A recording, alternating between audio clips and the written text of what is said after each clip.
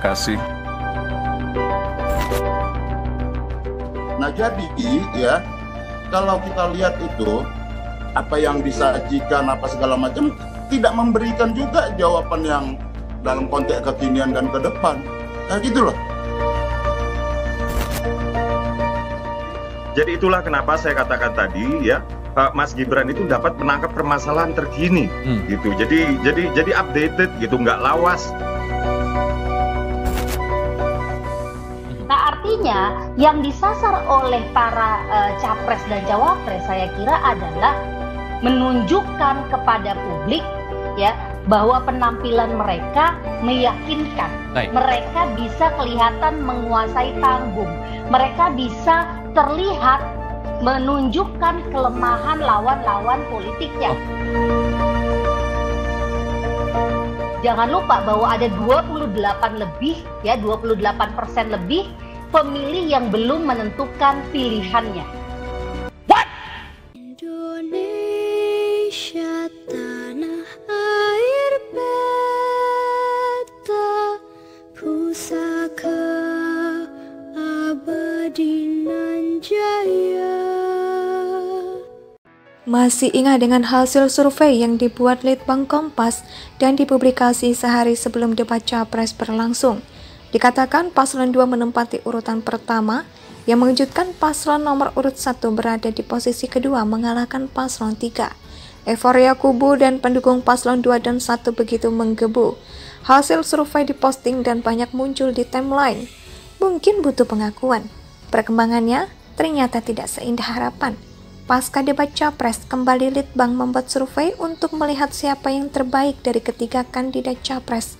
Menurut responden Litbang, membuat 3 kategori pilihan, yakni pertama, cara menjawab pertanyaan dengan lancar dan jelas.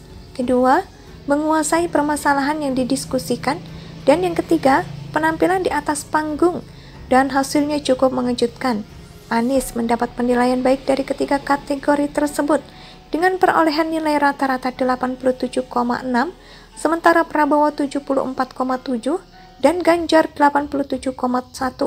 Bagaimana? Hanya dalam waktu 1 hari hasil survei bisa berubah yang dilakukan oleh Litbang Kompas. Meskipun persentase untuk tidak berubah pilihan memang tinggi sekitar 70% lebih. Artinya, mayoritas menganggap bahwa debat tidak berpengaruh apapun terhadap pilihannya. Yakin tidak akan berubah. Faktanya berbicara kemudian saat digelar debat Cawapres pada 22 Desember kemarin, persentase yang berubah pilihan bertambah dari saat debat Capres, sekitar 11,3%, dan yang tidak berubah pilihan otomatis turun ke 66,7%. Sulit memprediksi kapan tidak berubah pikiran menjadi 100%, atau bahkan tidak bakal terjadi hingga saat coblosan. Lalu bagaimana hasil survei pasca debat Cawapres yang dilakukan Litbang Kompas? Masih menggunakan kategori yang sama. Litbang Kompas mencoba hubungi 212 responden melalui hubungan telepon. Surprise kedua pun terjadi. Muhaimin mendapat nilai untuk masing-masing kategori sebagai berikut: 70, 71, dan 78, hingga nilai total rata-rata adalah 73. Gibran dengan skor 71, 75, 73, dan total 72. Sedangkan Mahfud MD mendapat nilai 75, 76, 75, dan totalnya 75.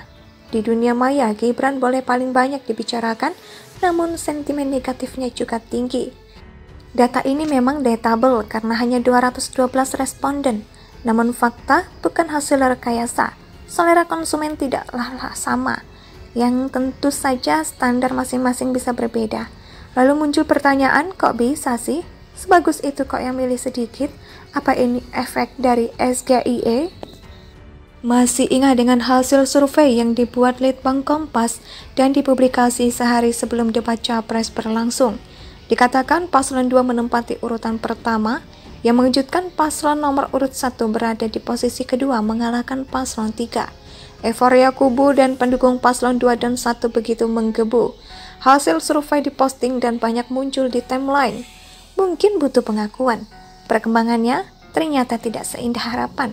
Pasca debat Capres, kembali Litbang membuat survei untuk melihat siapa yang terbaik dari ketiga kandidat Capres. Menurut responden Litbang, membuat 3 kategori pilihan, yakni pertama, cara menjawab pertanyaan dengan lancar dan jelas. Kedua, menguasai permasalahan yang didiskusikan. Dan yang ketiga, penampilan di atas panggung. Dan hasilnya cukup mengejutkan. Anies mendapat penilaian baik dari ketiga kategori tersebut dengan perolehan nilai rata-rata 87,6, sementara Prabowo 74,7 dan Ganjar 87,1. Bagaimana? Hanya dalam waktu 1 hari hasil survei bisa berubah yang dilakukan oleh Litbang Kompas.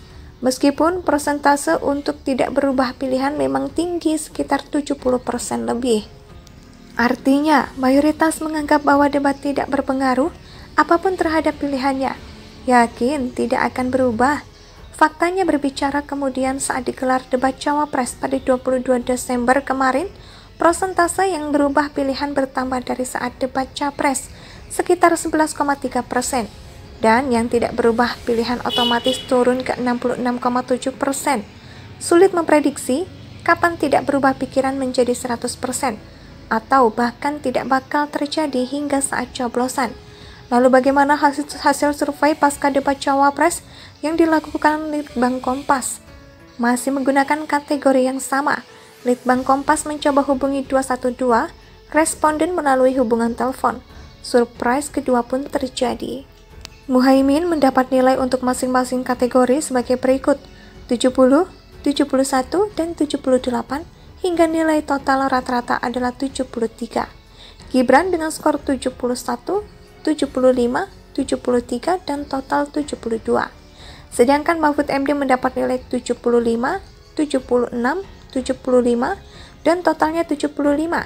Di dunia maya, Gibran boleh paling banyak dibicarakan, namun sentimen negatifnya juga tinggi. Data ini memang dateable karena hanya 212 responden, namun fakta bukan hasil rekayasa. Selera konsumen tidaklah sama, yang tentu saja standar masing-masing bisa berbeda. Lalu muncul pertanyaan, kok bisa sih? Sebagus itu kok yang milih sedikit? Apa ini efek dari SGIE?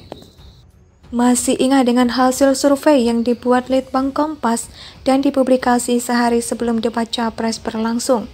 Dikatakan paslon 2 menempati urutan pertama, yang mengejutkan paslon nomor urut 1 berada di posisi kedua mengalahkan paslon 3. Euforia kubu dan pendukung paslon 2 dan 1 begitu menggebu.